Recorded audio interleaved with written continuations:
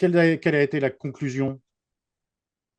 La conclusion, j'ai classé son cas à 90% inconnu. Je me suis gardé 10% de marge d'erreur.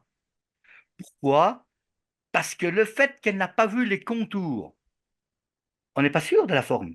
Elle a vu quoi? Un triangle? Un énorme chevron? Euh, un engin discoïdal? Mais que finalement les trois lumières, c'était central? Hein? Et que par exemple, je sais pas, elle l'a vu sur 2 mètres de diamètre, alors que le truc faisait 5 mètres de diamètre, donc elle a peut-être vu que des lueurs. Après, rien ne prouve que c'était pas un drone, on ne sait jamais. Pourquoi pas? Un drone militaire, on n'exclut rien. Mais si on n'exclut rien, à partir de là, ça veut dire qu'on ne peut pas valider. Si moi je vous dis 100%, je suis sûr de mon fait. Vous comprenez? Donc moi je mets toujours une marge de ma part ou de l'interprétation de la personne au moment qu'elle a vécu le truc, parce qu'elle était surprise. Vous savez ce que je dis? Les yeux, ce sont nos caméras. Notre cerveau, c'est notre logiciel. Les caméras, elles voient. Le logiciel interprète. Donc, il y a toujours une marge d'erreur. Et même pour un produit informatique, il y a toujours une marge d'erreur possible. Le bug, le ceci, le cela. Donc, au niveau de l'humain, on a cette perception visuelle qui peut être tronquée. À cause de quoi? Du moment où c'est arrivé, donc il y a l'état émotionnel de la personne, et aussi de la distance et de l'angle de vue.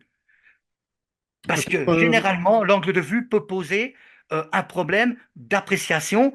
Et si par exemple j'avais un autre témoin qui l'ait vu oui, à c'est ça, l'est, c'est ce que j'allais dire. C'est-à-dire qu'il y a peut-être que peut-être lui, il aussi aurait dit, le attendez, attendez, nombre, c'est un avion, hein, par le exemple. nombre, peut-être que dans ces phénomènes-là, le nombre d'observations peut compter. C'est-à-dire que si vous avez 10 observations qui valident la même chose, ça aura peut-être plus de poids qu'un seul. Exactement. On est tout à fait d'accord. Et ça aura plus de poids encore que, comme je le disais tout à l'heure, dans le profil du témoin, si le mec, il est dans le contrôle aérien, aiguilleur du ciel, il va avoir une formation plus adéquate, tout le respect pour le fermier du coin, que le fermier.